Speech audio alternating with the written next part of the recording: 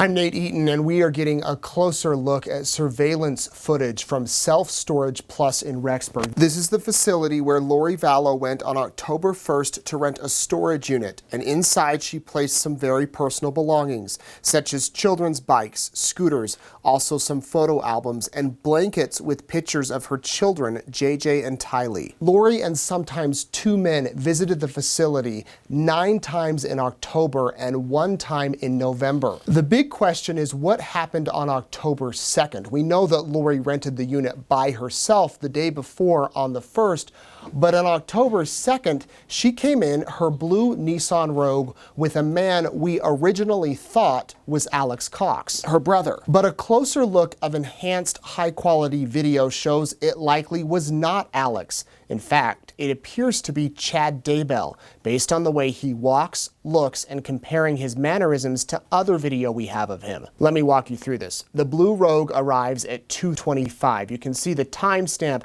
says 1:25, but that's because the clocks were off, according to the facility. Lori is driving the Rogue and makes her way to the door of the building where her unit is. She gets out 2 minutes later at 2:27 with the man we believe is Chad. At 2:29, he pulls a tire out of the back of the Rogue and rolls it into the storage unit. Then 1 minute later, he and Lori both carry in together what appears to be a removable car seat. They put it in the locker, shut the door, and leave the facility at 2:32. Their entire visit is just 7 minutes. So why does this matter? Well, that same day, Brandon Boudreaux says that he was shot at in Gilbert, Arizona around 9:30 that morning while coming home from the gym. Brandon had been married to Melanie, Lori's niece, and he had a very large life insurance policy and assets totaling over $1 million. Months earlier, Melanie began spending a lot of time with Lori and her religious group. Then Melanie suddenly demanded a divorce from Brandon. The bullet missed his head by inches, and police say the person who shot at him was driving a Jeep registered to Charles Vallow. Charles had been dead for nearly 3 months at this point, and Tylee Ryan regularly drove that Jeep, but she had been missing for more than a month at this point. Now, if you're familiar with Jeeps, you know that many models have spare tires on the back, and if they are in place, the back window does not open.